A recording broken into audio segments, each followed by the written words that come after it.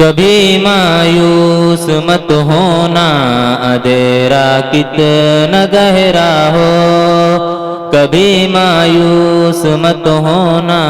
اندھیرا کتنا گہرا ہو، سحر کی راہ میں حائل کبھی بھی ہو نہیں سکتا،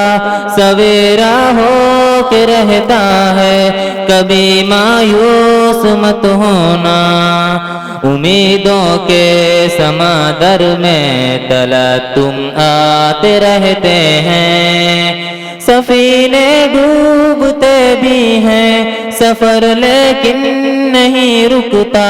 مسافر ٹوٹ جاتے ہیں مگر ملا نہیں تھکتا، کبھی مایوس مت ہونا،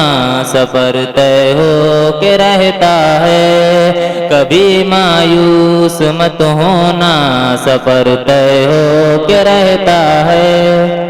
السلام علیکم ورحمۃ اللہ تعالی وبرکاتہ۔ وعلیکم السلام ورحمۃ اللہ تعالی وبرکاتہ۔ لاکھوں کروڑوں سال پہلے کی بات ہے کہ حق تعالیٰ کے دستے قدرت نے کائنات کی دلہن کی مانگ میں موتی بھرنے کا ارادہ کیا تو فضائے عالم کو اپنی ردائے سمین کی نورانیت سے ڈھک دیا، آسمان کی ٹھہری ہوئی قوسیں اپنے مرکز پر حرکت کرنے لگیں، بروج نے سیاروں کے پاؤں میں کیل ٹھونک دی، ہواؤں کی جنبش سے ارض و سما اور افلاک گردش میں آ گئے اور دریاؤں میں طغیانی پیدا ہو گئی، پھولوں میں بسی ہوئی نسیم سحر حلہ پوشان جنت کی یاد دلانے لگی، ٹہنیاں مست ہوا کے جھونکوں سے شعلوں کی طرح جھومنے لگی، گنچوں کے چٹکنے کا وقت آ گیا۔ قرآن کہتا ہے اللہ الذی خلق السماوات والارض وانزل من السماء ماء فأخرج به من الثمرات رزقا لكم فلا تجعلوا لله أندادا وأنتم تعلمون وآتاكم من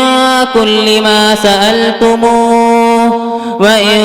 تعدوا نعمة الله لا تحصوها إن الإنسان لظلوم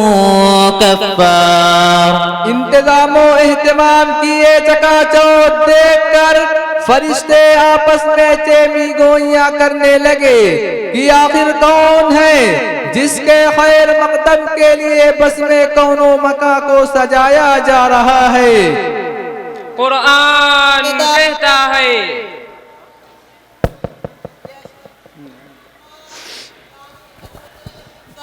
کو کائنات ارضی کی مسند خلافت عطا کرنے کا جشن منایا جا رہا ہے۔ قرآن کہتا ہے انی جاعل فی الارض خلیفہ۔ حکمت خداوندی سے غافل یہ نوری مخلوق بارگاہ عزتی میں یہ عرض کرتی ہے، اے بار الہ کیا آپ مسجد خلافت ایسے مفسدین کو عطا فرمائیں گے جو قتل و خوریزی کے ذریعے نظام عالم کو پراگندہ کرتے رہیں گے، جبکہ اس سے قبل ایسی ہی ایک مخلوق زمین میں فساد برپا کر چکی ہے۔ وبالسند المتصل منا إلى الإمام بن حاتم قال لي بن محمد الطرافسي قال حدثنا أبو معاوية قال حدثنا الأعمش عن بكير بن الأغنس عن مجاهد عن عبد بن عمر رضي الله تعالى عنه قال كان الحسن بن الجان في الأرض قبل أن يخلق آدم ب1000 سنة فأفسدوا في الأرض سفكوا الدماء فبعث الله جندا من الملائكة فضربوهم حتى ألحقوهم بجزائر البحور فقال الله للملائكة إني جاعل في الأرض خليفة قالوا وتجعل فيها من يفسد فيها ويسفك الدماء قال إني أعلم ما لا تعلمون۔ چنانچہ انسان زمین پر اترا اور دنیا کی رنگا رنگی اور زیبائش و آسائش کی چیزیں دیکھ کر بارگاہ رب صمد میں سجدہ شکر بجا لایا۔ وہ اس کی نعمتوں سے لطف اندوز ہوتا اور ہر گھڑی خدا کی یاد میں مشغول رہتا۔ بحمد اللہ کے صبر و شکر سے گزران کرتا ہوں، خدا کا ہر گھڑی تسلیم میں احسان کرتا ہوں کہ اس نے زندگی دی اور مجھے انسان بنایا ہے، مجھے اس بزم ہستی کا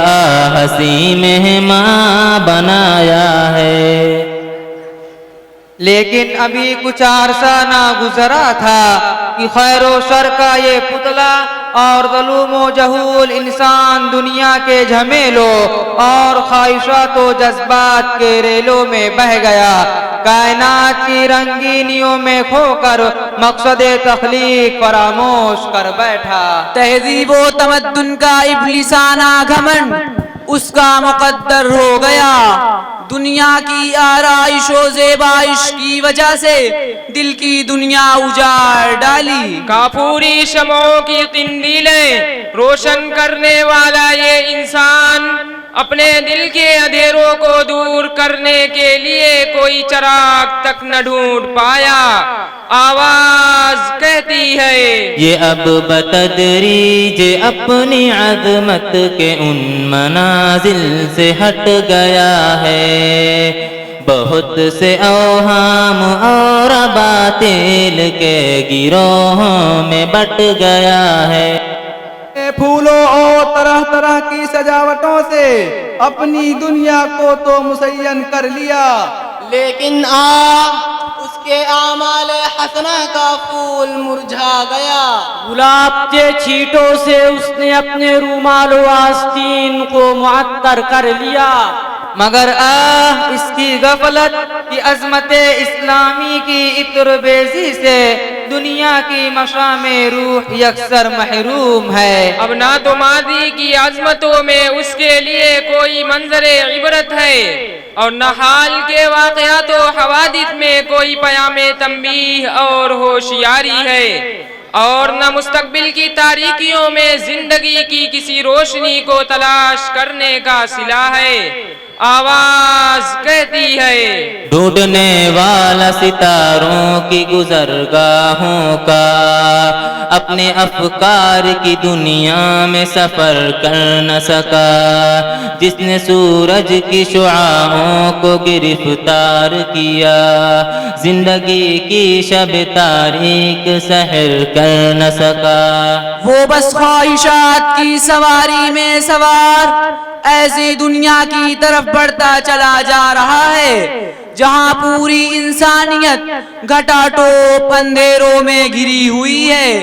یا گم کردہ راہ ہو کر زیغ و زلال کی بھول بھلیوں میں غلطاں و پیچاں ہیں۔ ایسی دنیا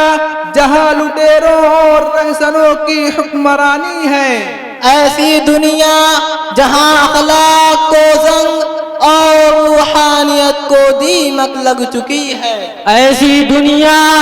جہاں آگ کی بارش اور خون کا سیلاب امڑ رہا ہے، ایسی دنیا جہاں انسانی قلوب پتھر سے زیادہ بے اثر اور برف سے زیادہ سرد بن چکے ہیں، ایسی دنیا جہاں زندگی کے ہر افق پر ابتری و انارکی کا راج ہے اور استحصالی قوتوں کا دورہ ہے۔ حدیث کہتی ہے وبالسند المتصل منا إلى الإمام البخاري أنه قال حدثنا الحسن بن الربيع قال حدثنا أبو الأحوص عن الأعمش عن زيد بن وهب قال عبد الله حدثنا رسول الله صلى الله عليه وسلم وهو الصادق المصدوق إن أحدكم يجمع خلقه في بطن أمه 40 يوما۔ قوت و صدفت پہ غرور، حاکمانہ ہوس، جاہو حشم پہ ناز آنکھوں پہ پردہ ڈال چکا ہے، اور انسان کی گرفت میں آ کر اپنے ہوش و حواس کھو چکا ہے۔ اچھائی و برائی کا معیار اور حسنات و سیئات کا تصور مٹ چکا ہے۔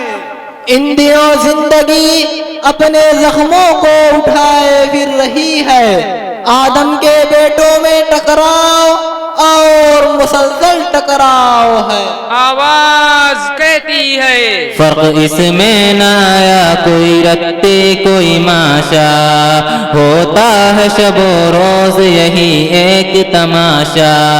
یا شام کے کاندھوں پہ کسی صبح کی میت، یا صبح کے قدموں میں کسی شام کا لاشا۔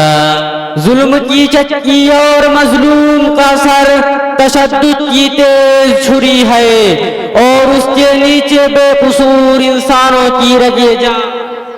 حاکمیت و اقتدار کی بالادستی ہے اور اس کے درپردہ اخلاقی روح کی دم توڑتی سسکیاں۔ سیاست کی جھوٹی تصویریں ہیں اور عوام کا جمود و تعطل، جس نے انسانیت کو بیمار اور معاشرے کو بوڑھا کر دیا۔ سکون و اطمینان کی فضا عنقا ہو چکی ہے اور ہمارا ملک خطرات کے دو راہے پر کھڑا ہے۔ آواز کہتی ہے